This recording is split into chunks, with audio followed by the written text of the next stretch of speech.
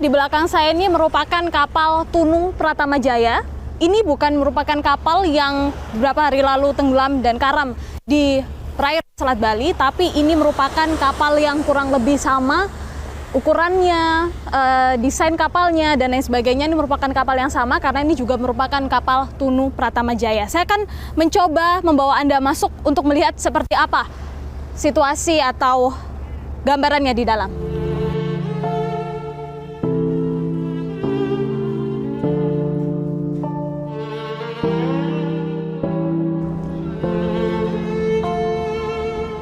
Nah, di belakang saya ini merupakan area kargo begitu ya, tempat menampung mobil-mobil maupun truk yang akan dibawa menyeberang dari pelabuhan Ketapang menuju ke pelabuhan Gilimanuk. Anda bisa lihat luasnya bagian kargo ini pemirsa. Kalau di kapal penyeberangan ini, KMP ini bisa membawa tidak hanya mobil tapi juga truk, karena batas atasnya ini adalah maksimal ketinggian sekitar 4,2 meter. Artinya bisa untuk membawa kendaraan atau truk dengan dimensi yang tinggi dan juga besar. Saya bisa gambarkan pada Anda seperti apa pemirsa situasi ketika terjadi kecelakaan yang menimpa kapal Tunu ini, yang mana dalam video yang beredar di berbagai media sosial, kalau di tempat inilah pemirsa tampak seperti apa kendaraan yang berada di dalam sini, kurang lebih jumlahnya sekitar 22 unit kendaraan ini oleng terbawa goncangan kapal begitu ya, mengingat pada saat itu kapal sudah oleng dan air pun.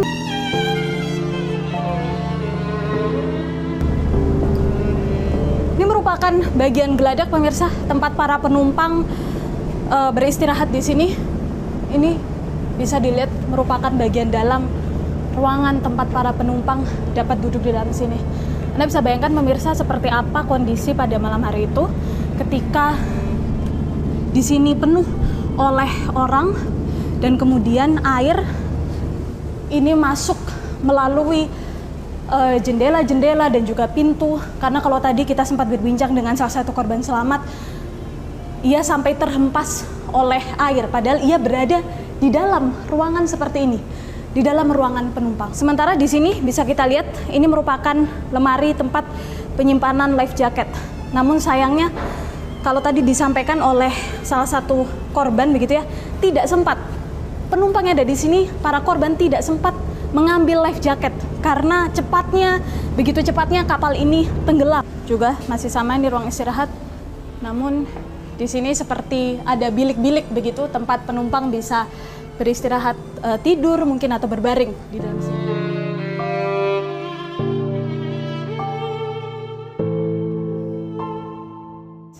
Masih sama tempat penumpang ini bisa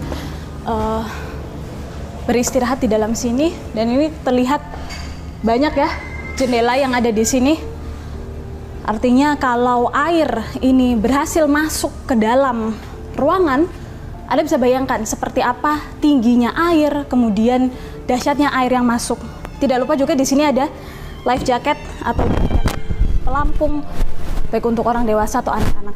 Sampai sejauh ini pemirsa masih ada 29 korban yang masih hilang dan masih terus berupaya untuk dicari dan dievakuasi. Kita juga masih akan terus berupaya untuk ikut serta dalam proses pencarian para korban ini. Dan memang kalau kita lihat di beberapa bagian kapal ini memang banyak juga peringatan yang menyatakan bahwa penumpang ini dilarang berada di area bawah sini, di area kargo maupun di dalam mobil ketika kapal sedang berlayar. Ini juga menjadi peringatan bagi kita semua untuk mematuhi begitu ya peraturan yang tersedia. Kita akan terus pemirsa mencari dan berupaya untuk menemukan para korban lainnya. Kita temukan faktanya.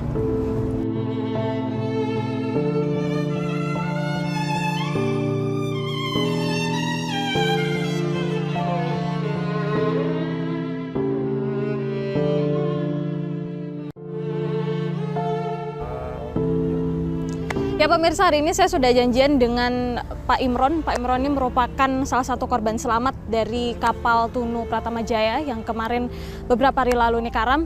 Kalau Anda bisa lihat di belakang saya ini pemirsa, saya akan mengajak Anda untuk mendekat sama Pak Imron juga ya. Ini merupakan kapal Tunu Pratama Jaya juga.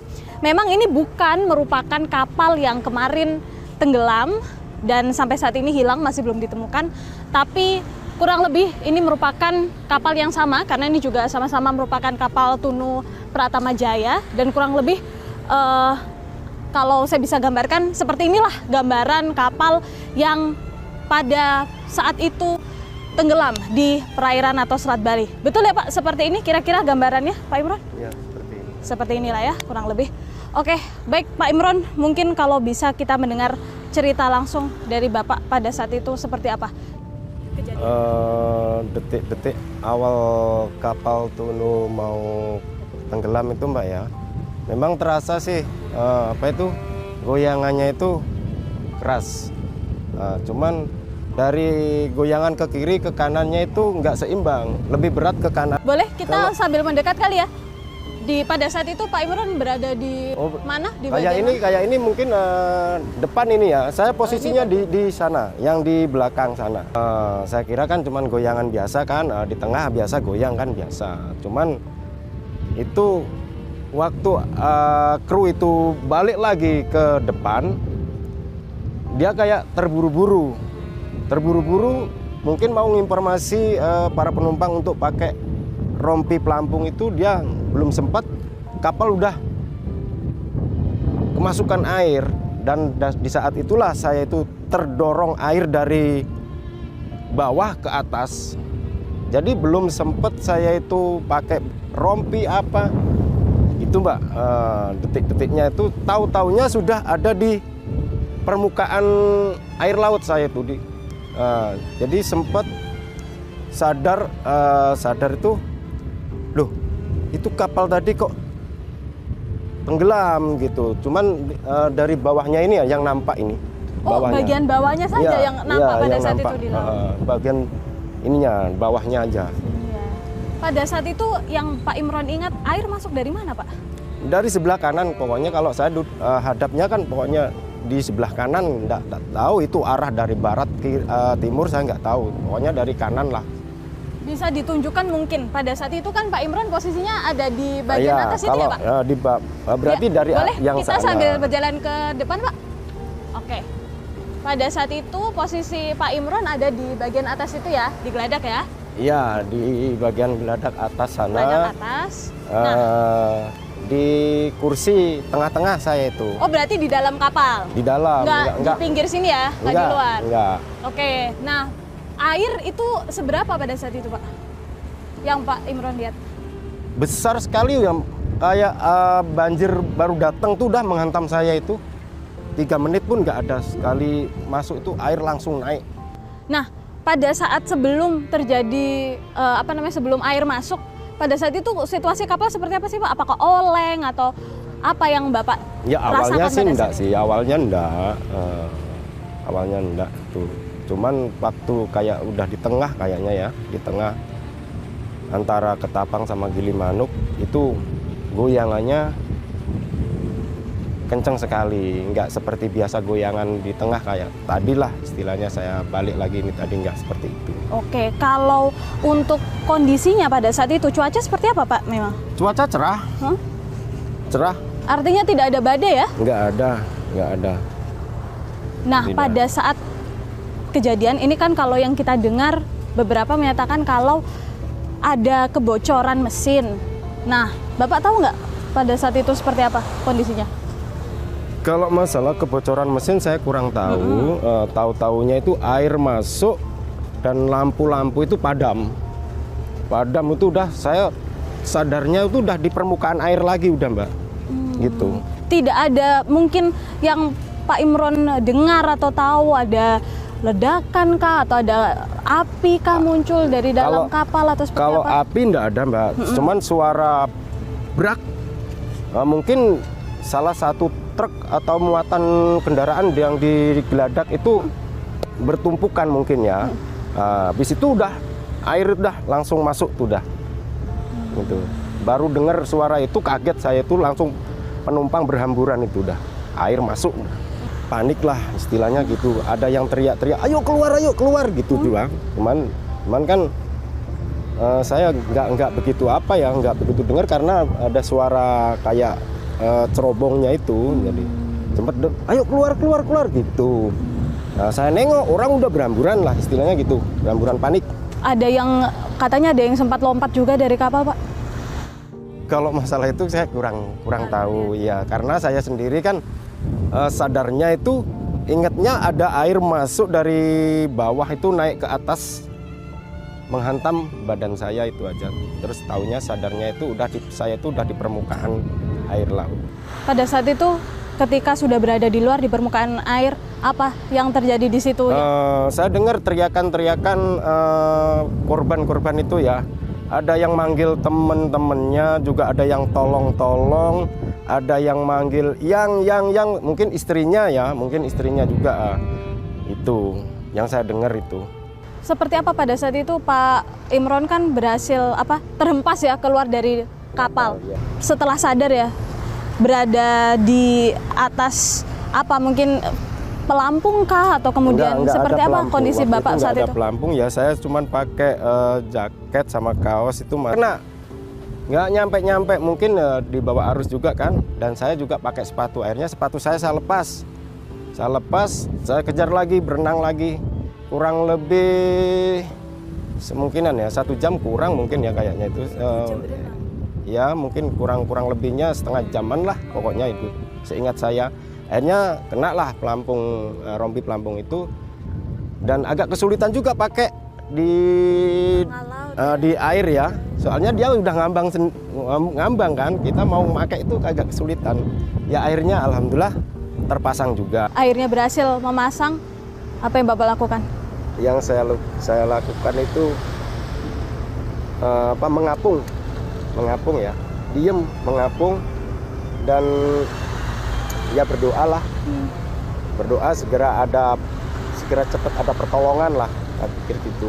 Terima kasih banyak sekali lagi. Sama-sama Mbak. Pak Imron.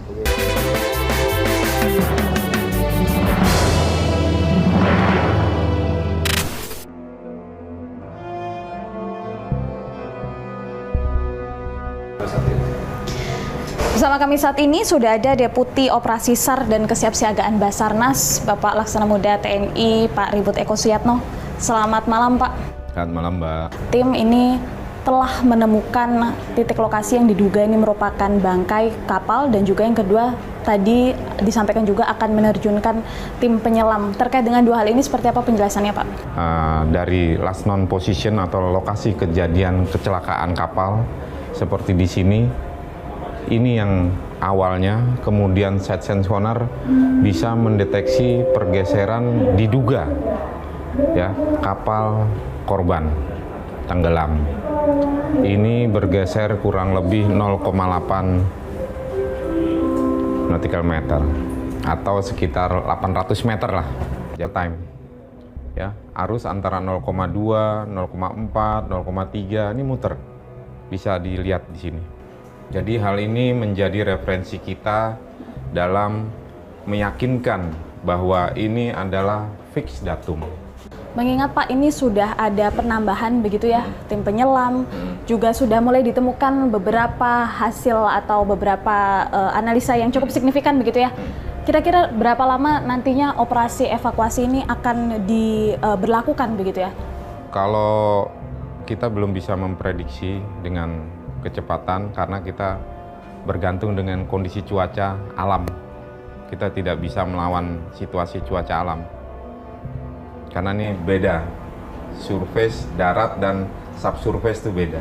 Khususnya bawah air. Ya, kita perlu tetap menganalisa, memberikan debriefing kepada para penyelam sebelum mereka melakukan tugasnya di bawah air.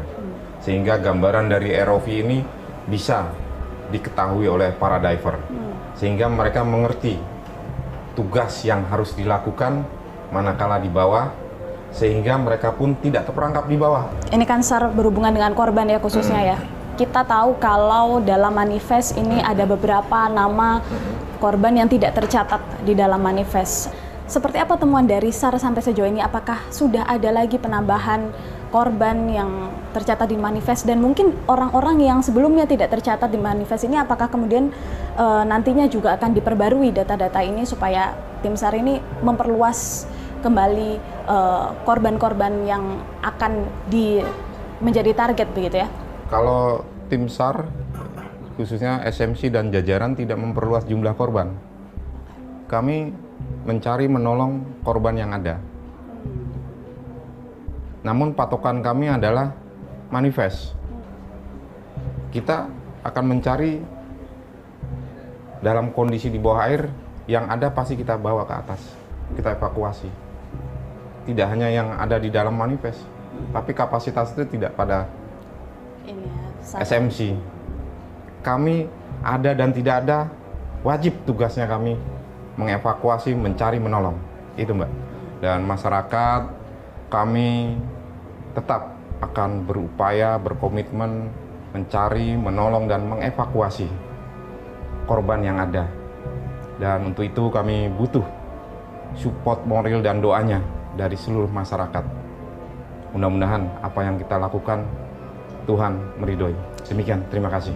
Terima kasih sekali lagi Pak Eko atas waktu Sama-sama. dan kesempatannya. Tentu kita juga berharap hal yang sama, segala proses evakuasi ini dapat berjalan dengan lancar ya. Amin. Hingga kini puluhan korban tenggelamnya kapal Tunu Pratama Jaya masih belum ditemukan.